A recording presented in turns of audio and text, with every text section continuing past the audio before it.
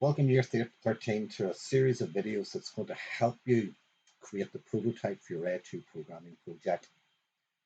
Before you can start this, you must have completed the multiple window application program as well as the SQLite program. That's the basics and the fundamentals for our A2 project.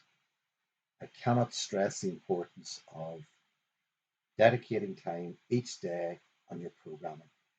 Make sure that you're skilled in Tkinter multi-window apps. Make sure you can create and understand databases.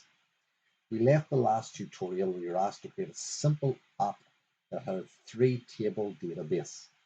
Entity A interacting with entity B and entity C. So for example, a student could order a pudding. A user could download a game. A member books a squash court. A interacts with B, interacts with C.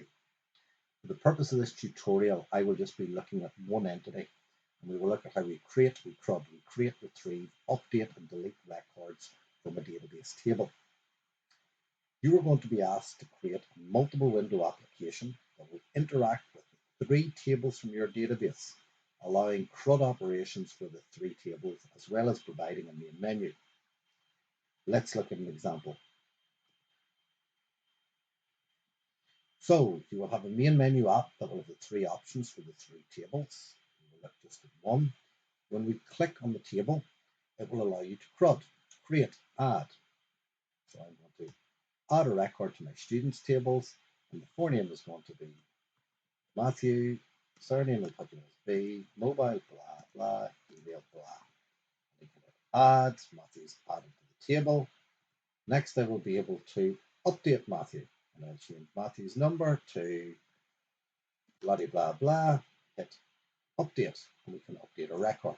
Next, we can delete a record, and finally, we can retrieve. I'm going to search for Peter.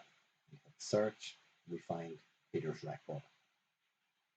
You're going to create the same interactions for the other three entities in your database so that you can create, retrieve, update, and delete records from your table. Your database must fully interact with the back end using SQL, SQLite module, and I suggest that you use the DB browser Lite for testing this. Spend time going through the printed tutorial. Again, I have based this tutorial on my table and one of my tables called student. I talk about how I've created a database class for it, how I begin to create the user interface for it, and how I interact or marry the two. Note that the code will change and it will be refactored throughout the tutorial.